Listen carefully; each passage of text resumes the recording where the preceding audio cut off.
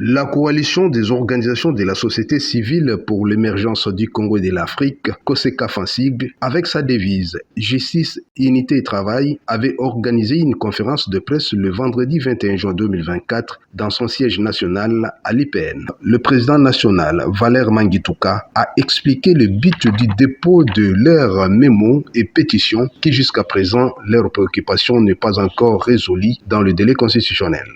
Il y a eu quelques mois, à la date du 21 février 2024, nous, la société civile, nous, le peuple congolais, nous étions partis à la présidence de la République pour déposer notre mémo populaire accompagné des pétitions récoltées dans tout le Congo.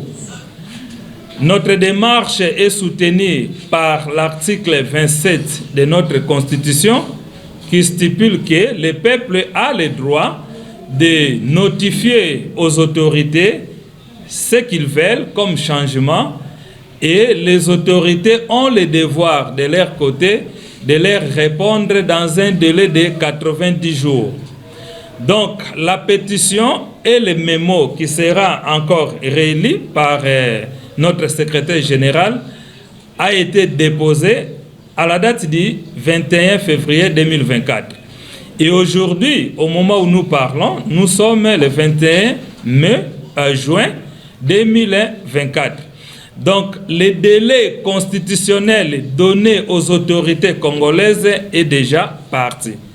C'est pour cela que nous sommes là pour rappeler encore aux autorités de toutes les institutions qui ont bien reçu les mémos du peuple congolais et surtout au président de la République que le délai constitutionnel est déjà parti et nous devons nous rencontrer pour parler de ce qui sera notre avenir. S'en est suivi la lecture du mémo par le secrétaire national, Lucien Bubuntungi. Mémorandum populaire adressé au président de la République démocratique du Congo et chef de l'État, son Excellence M. Félix Antoine Tshisekedi Tshilombo, pour l'abandon de la forme républicaine de notre État et le rétablissement de sa forme royale. Date le lundi 5 février 2024. Auteur COSEC, une coalition de la société civile créée sur recommandation spéciale de Papa Simon Kimbangu, sous toutes ses dimensions. Concerne le rétablissement du royaume Congo de Kimbangu, RKK en sigle. Le vocable Congo égale peuple noir, peuple élu de Kimbangu. Chaque Congolais en fait donc partie.